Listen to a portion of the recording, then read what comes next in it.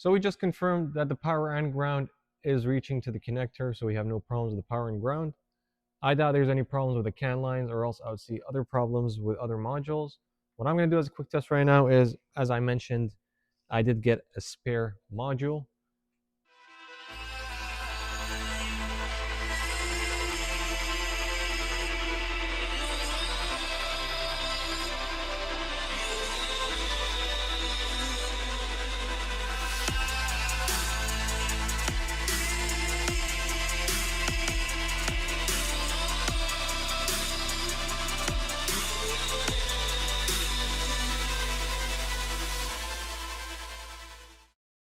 What's up guys, welcome back to another video. It's MJ from Grid Motors. Today we have a 2015 BMW 535i xDrive we're working on. Customer complains that the speedometer is not working, he can't shift out of gear properly, and Christmas lights on the cluster. Now as you can see here, we're using our Autel S2 Ultra. We did a full scan on the vehicle. We can communicate with all the modules except for dynamic stability control. Now if we do a report and see the codes that the car is complaining from, you will see that everything is not getting a message from the DSC. Communication not possible with the dynamic stability control, and of course it's not going to give you speedometer or wheel speed sensor or anything. Now to give you a backstory of this vehicle, we had this car here about 2 months ago. Same problem. We scanned the vehicle, same exact problem. We checked all the fuses, and fuse number 5 amp in the glove box was popped. So we pulled the fuse out, put another fuse in. Seems fine. We turn ignition on, it pops again. Now, to understand how the system works, we need to look at the circuit of that 5 amp fuse. So we pull the 5 amp fuse schematic that's in the glove box, and to understand the circuit properly, the 5 amp fuse that keeps popping is shared with another circuit. The DSC uses that fuse, as well as the door handles on this comfort access vehicle. Now, if you look at the door handles here, every door handle has a sensor, and what this does is, because this vehicle is a smart key system, so anytime the key is in your pocket and you get to the vehicle, you open the door, the car knows that you're around the vehicle, it automatically opens the door for you. Same thing here, when you wave over the handle, the car locks. That's the comfort access system. So basically, it tells me that there's a problem with one of the handles that's causing the circuit to short. So what we did is we started disconnecting every single door handle until we eliminated the culprit, which was the driver door handle. Once we disconnected that, there was nothing connected to the handle. We put a new fuse in there, and the system came back up and running, and everything was working fine. A month and a half later, he's back over here with the same problem. Now keep in mind, he also had different problems with the axle. He snapped an axle. I'm not too sure what happened over there, but he said ever since it kind of stopped working. So we're going to do some more testing today. We're going to confirm that the DSC is the problem. We already have a replacement here that we're going to program and show you how that's done.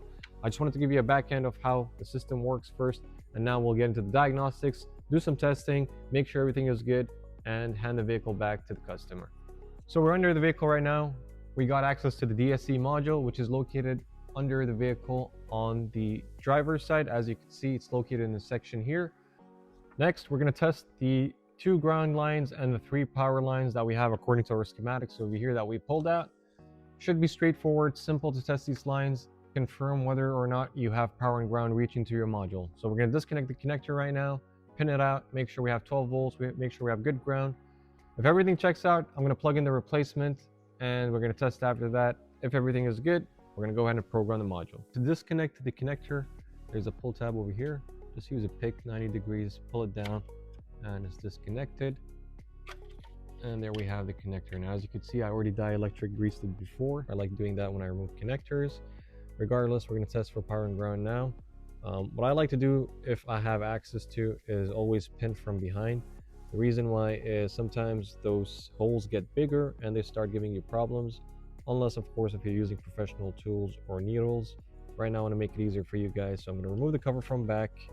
And also that way we can confirm the colors we're tapping in to make sure it matches the schematics that we have. So the cover is out, and as you can see, the colors are exposed in the back. Looking at the schematics here, pin number 1, which is red and blue, is coming from fuse 72, which is 50 amp. We're going to need to test that. Next, we have fuse number 40, which is a 30 amp, going to pin 25. And then we have our ignition, which is fuse number 2, 5 amp, going into number 7. These are the 3 power lines we have. Then 2 ground wires, which are number 13 and number 38. So let's go ahead and start with number 1. So we have our needle connected to pin 38, which we're going to use as ground. Now we have the power we're using from the multimeter. Keep in mind, those 2 alligator clips are connected to my multimeter. So I'm going to go into the power, which is pin number 1. As you can see, we have 11.83 volts. Next, we're going to test pin number 25. And the connector on the back does have numbers. Pin number 25 is this guy here, red and yellow, which is right beside it. We test that out. We have power 11.83 as well. And the last thing is the ignition is pin number 7, which is the red. That's the 5 amp fuse, and I'm assuming it's going to be somewhere here. And as you can see over there, we do have 11.82 as well. So we just confirmed that the power and ground is reaching to the connector, so we have no problems with the power and ground. I doubt there's any problems with the CAN lines, or else I would see other problems with other modules. What I'm going to do as a quick test right now is, as I mentioned, I did get a spare module.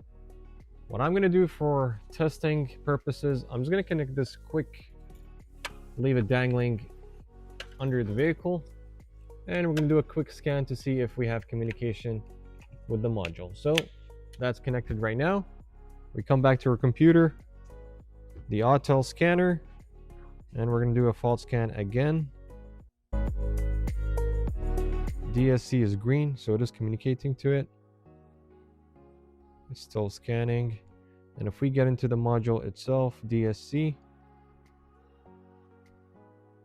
the only code we have right now is to carry out the coding, because this is from a different vehicle and has a different VIN number. We're going to have to code that, but that shouldn't be a problem. So we 100% confirmed that our problem is in the module itself. We haven't touched any other modules, no other wirings. We can't add any variable here. We just connected the new one or the used one, and we have communication. So what I'm going to do right now, instead of replacing the whole ABS module with the lines, I'm going to try to separate the module from the actual pump itself. And I'm just going to try swapping the module. That way I don't have to bleed any lines or disconnect any brake lines. I'm going to go ahead. I do see 4 bolts on the rear holding the module to the pump here, or the solenoids. So I'm going to try replacing just that, save some time, save some labor, because we don't have any issues with our ABS solenoids or any of the wheels locking up on us. So I doubt there's any problems with the actual solenoids. It's just the module that we're having problem with.